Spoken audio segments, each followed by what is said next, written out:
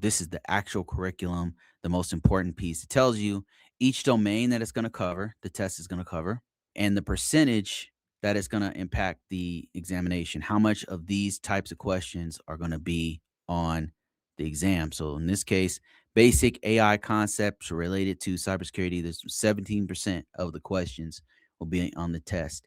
Securing AI systems, 40% are going to be on the test. AI assisted security, 24% are going to be on the test, and AI governance, risk, and compliance, 19% for a total of 100% of the test. It breaks down subcomponents of the objective. So in this case, basic AI concepts related to cybersecurity, you're going to have compare and contrast various AI types and techniques. And the thing is, this is where we're going to get most of our questions. This is the body of the types of questions we and information we need to know. So we need to know this information. We can actually go through one by one online or in the library or buying books or whatever, videos, wherever you get your material.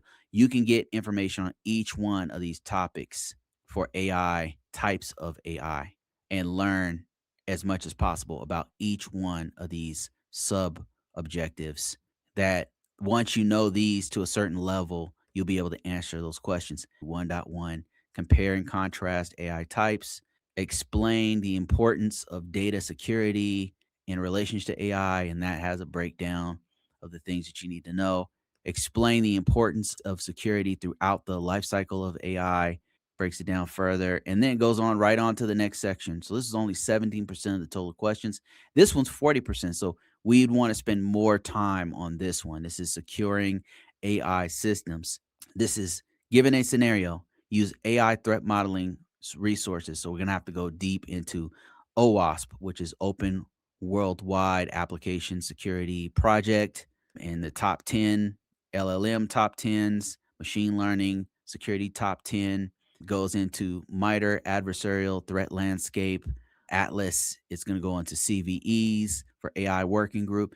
And so you can see how this right here is going to take most of our time because it goes to 2.6. And some of these are pretty robust. We're going to have to know about these. We're going to have to go deep into these, go through case studies. We're going to have to really understand this piece because it's 40% of their overall. Hell, you can damn near pass the test with just this 40% alone and guess the rest, just going off of the numbers. But then AI assisted security, we're going to have to go through this part. And then lastly, AI GRC. So GRC is a smaller portion of the test, but we still have to learn a bit about this as well.